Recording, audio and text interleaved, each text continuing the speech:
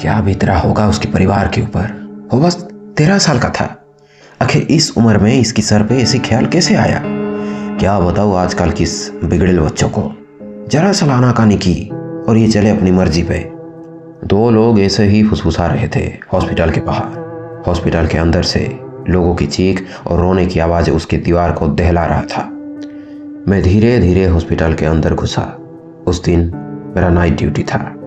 अंदर घुस के मैंने देखा कि जिस कमरे पर ट्रीटमेंट होता था वहाँ पर भीड़ जमा था। सबके सब बिल्कुल निशब्द। कुछ लोग अंदर रो रहे थे। डॉक्टर प्रशांत एक कोने पे कुछ लोगों के साथ बात कर रहे थे। तभी मेरा एक साथी संजय और पुलिस हवलदार जयराम सिंह मेरे पास आए। अरे अभी तू आ गया? आज हमारी ये ड्यूटी है। क्या कैसे? मैंने पूछा। क्या बताऊँ यार, सुसाइड केस है। उम्र करीब 13 से 14 साल का होगा। मैं तो देख नहीं पाया बेचारा। मैं उसी समय अंदर चल के उसे देखना चाहता था पर दिल नहीं माना। मैं हमारे क्वार्टर पे गया जो अक्सर रेस्ट रूम की तरह इस्तेमाल होता था। ये हॉस्पिटल के पीछे पोस्टमार्टम रूम के बिल्कुल पास था। मैं अंदर गया, कपड़े चेंज किया और थोड़ी देर बैठ गया और जैसे ही जाने के लिए मैं उठा मेरी नज़र एक बार पोस्टमार्टम रूम की ओर गया।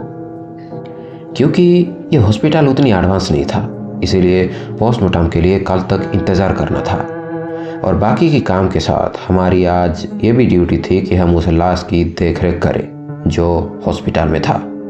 मेरी नज़र ऐसे ही रूम के आसपास भटक रहा था। एक जगह पे आके अटक गया। मैंने देखा कोई ब्लैंकेट ढककर उस रूम के आसपास भटक रहा था। कौन है ये? हॉस्पिटल के स्टाफ या फिर मृतक के कोई परिवार वाले? तभी वो क्वार्टर के अंदर संजय और जयराम आ गए। अभी तो तैयार हो गया? थोड़ा रुक, मैं कपड़े बदल दूँ फिर चलते हैं। क्या हुआ? वो मुझे पूछा क्योंकि मैं अभी भी उसे देख रहा था। यार वो कौन है? कौन? वो, मैंने उसकी ओर उंगली से इशारा किया। वो भी कुछ पल के लिए उसे देखा। कौन है ये? वहाँ पर क्या कर रहा है? वहाँ पर तो अभी कोई भी नहीं है। तो फिर ये उस कमरे के आसपास चक्कर क्यों काट रहा है? तभी जयराम बाहर गया और चिल्ला के बोला, भाई साहब आप वहाँ पे क्या कर रहे हैं? जैसे ही जयराम के मुंह से ये आवाज़ हो अजनबी सुना वो तुरंत हड़बड़ाहट में वो जगह छोड़ दिया और पास ही की झाड़ियों में कहीं खो गया। ना जाने क्यों ये बात हमें थोड़ा अजीब लगा। हॉस्पिटल अंडर डेवलप होने के कारण उसे सही तरह से कोई बाउंड्री कवर नहीं करता था, खासकर वो पोस्टमार्टम वाली जगह। उसके पीछे से कोई भी अंदर घुस के आ सकता था। संजय तैयार हो गया। हम दोनों ये बात को भूल कर हॉस्पिटल चले गए। लगभग 11:05। तब तक हॉस्पिटल शांत हो चुका था। वो बच्चे की लाश को हॉस्पिटल के पीछे मुर्दा घर में शिफ्ट करके मैं, संजय और जयराम मुर्दा घर से थोड़ा दूर बैठकर पहरा दे रहे थे। हर 10-15 मिनट में हम में से कोई एक अंदर जाके चेक करके लौट आता था। धीरे धीरे रात गहरा होता गया। समय लगभग 12:45। इसके भीतर हम लगभग 9 से 10 बार मुर्दा घर के अंदर जाके चेक किए थे। हम ऐसे ही आग में बैठकर बात कर रहे थे कि तभी मुझे मुर्दा घर के पीछे झाड़ियों में कुछ हलचल महसूस हुआ। जय, वहाँ पर कुछ है शायद। कहाँ पर? वो पीछे झाड़ियों में। जयराम और संजय दोनों उठे और उसके तरफ गए। कई बार उन्होंने वहाँ पर टॉर्च लाइट से चेक किए। संजय मुर्दा घर के अंदर गया और चेक करके लौट आया। क्या हुआ?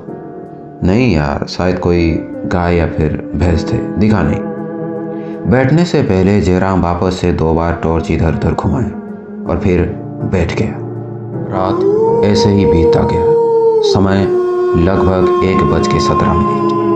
अब वारी मेरी थी। मैं उठा टॉर्च पकड़ के। संजय बोला कि अभी वापस आते वक्त हो पीछे एक बार देख के आना। ठीक है। मैं ये कहकर उठा और मुर्दा घर की ओर चल पड़ा। हम पहले की दरवाज़ा खुले रखे थे क्योंकि अंदर एक बड़ा कमरे के अलावा 2 कमरा अलग था, खास करके जैसे मर्डर और सुसाइड के लिए। लेफ्ट वाला कमरे में वो बच्चे की लाश था। मैं अंदर घुसा तो देखा लाइट किसी ने ऑफ किया था। अरे ये रात को लाइट किसने ऑफ किया? संजय, ये कहकर मैंने एक हाथ से टॉर्च निकाला और दूसरी हाथ से लाश वाला कमरे की दरवाज़ा खोला। और जैसे ही मैंने दरवाज़ा खोला, वहाँ की नज़ारे ने मेरे रोंगटे खड़े कर दिया। ऐसा लगा जैसे मेरे पैर में बल ही ना हो। मैं कांपने लगा।